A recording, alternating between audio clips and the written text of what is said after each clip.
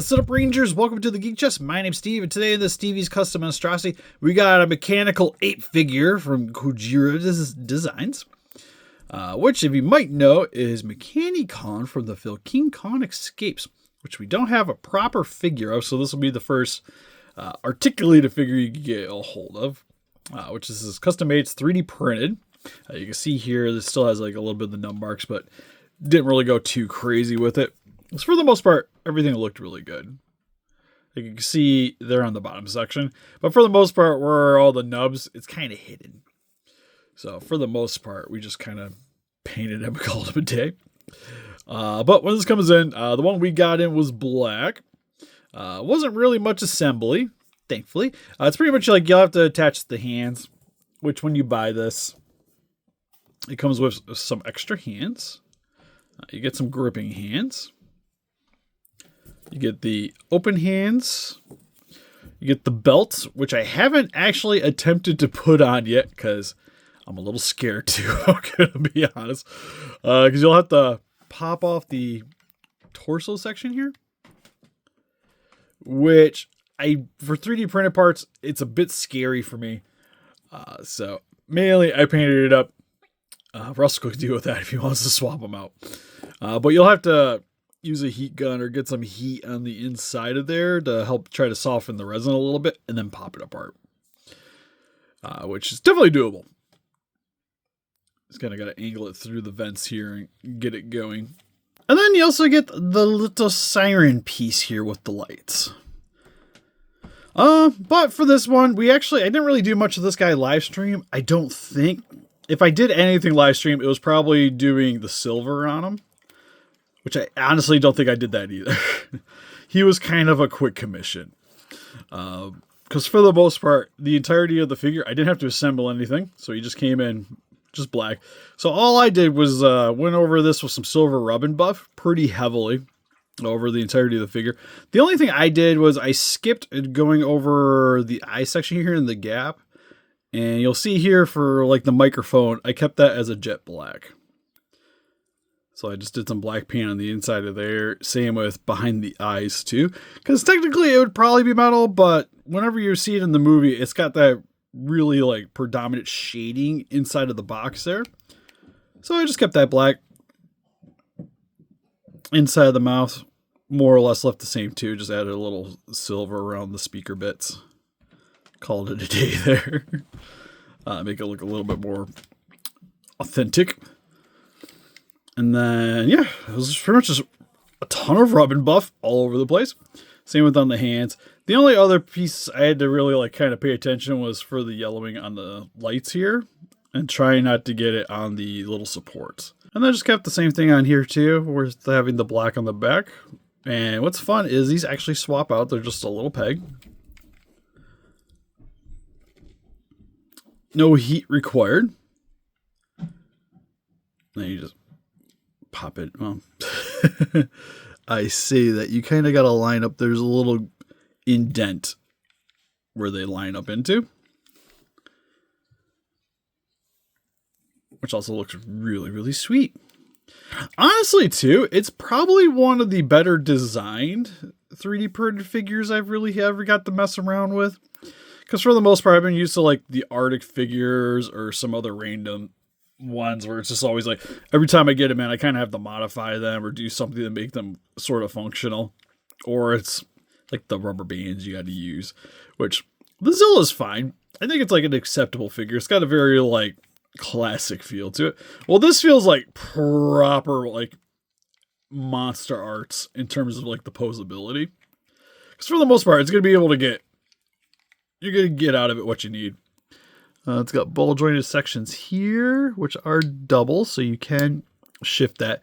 The only thing I do get concerned with 3D printed parts is the support structures can sometimes be a little weak. So you got to be a little bit careful with that when shifting stuff around because it could definitely snap. Also, you tend to get a lot more friction from resin coming into contact with resin. So sometimes stuff will just pop apart, as you can see here. But this one actually, I think was just kind of a loose fit, because I've had this one pop off before. But it pops in there pretty easy. And then it's got the double jointed knee, which gets you close to a 90 degree. But you get a lot of play with the legs. Feet can go up and down and can rotate a little bit. Waist has got a ton of movement. Get some nice side to side. The arm, it's got good play with it.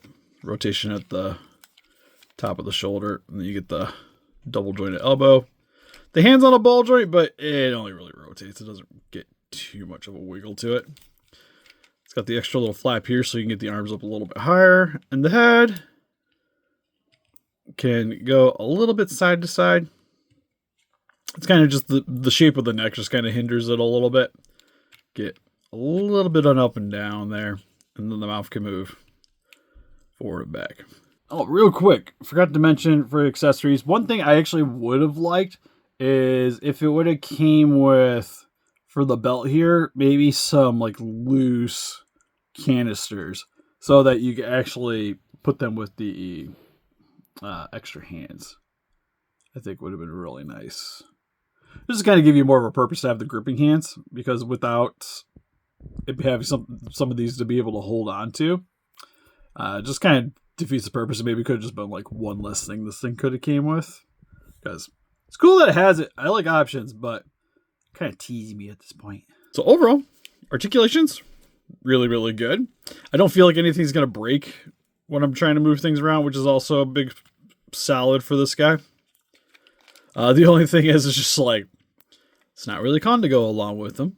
So if you're interested, they do also have they have a King Kong that they made that you can get off of them too. There's actually also one to go with the 62 as well, which I honestly kind of want the 62. But in terms of stuff for myself, I really had much of a random budget for like custom stuff. Like I'm still holding out that we'll get a Monster Arts one at some point, or yeah, pretty much Monster Arts at this point, because Haya hasn't really done much with 62. I wonder if we could though, because I know Congo's public domain sometime. Well, I guess it still would technically be Toho because for the likeness. So yeah, so that probably still wouldn't work anyways. But yeah, if you're interested, I'll try to remember to put a link in the description for the Kujira design page if you guys want to check that out. Not a sponsor, but make some pretty cool stuff. So definitely like to share it around.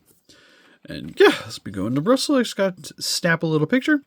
But yeah, just it's one of those ones that's like I kind of feel bad not, because I might start going back to doing a bit more filming just randomly when I'm doing these. But a lot of, at least lately, is I work on these sometimes with my daughter upstairs. And it's really hard to film when you got a toddler running around. So it's just, I've been kind of working on relying heavily on the live streams in terms of having people being able to ask what I'm doing or seeing kind of how I'm doing it. But for the most part, I think I might try to get back to having these have a little bit more editing to it, especially since we're not doing the reviews up on this channel anymore. So I got a little bit more time to kind of focus on editing stuff. But anyways, you can help us defeat those kaiju by hitting that like button, subscribe, become a ranger today. We also got Instagram, Patreon, TikTok, Facebook. Guys like keep it the day with channel. Donate, greatly would appreciate it. Oh, but yeah, if you want to replicate the colors, again, it's silver rub and buff. Comes in a little tube. It's wax paint. It's wax base paint. So when you if you touch it afterwards, it's sometimes the silver rub on your hands. So you want to make sure you clear coat it. Then you just clear it depending on how shiny you want it. This I did with a matte coat. So it still has that reflective quality, but it gives it a lot more of the suit appearance to it. And then for the yellow, it was just Model Master yellow. I had to do multiple like light layers in order to get the right yellowing. It's the same with the top here too. And then just base black paint for the back. Actually, I think I just used my primer for the back there. Just to help clean it up, because the figure came in black, but I still like to go over it with a little bit more black just to really like harden the edges. And yeah, that was it for coloring. It was pretty much, like I said, just 3 different paints. Bam, you are done. But we also have an Etsy shop if you guys want to get some custom beams, if you guys are looking for commissions to get stuff painted, or possibly worked on, you can check out my Instagram. And I'll see you guys in the next one. Bye-bye.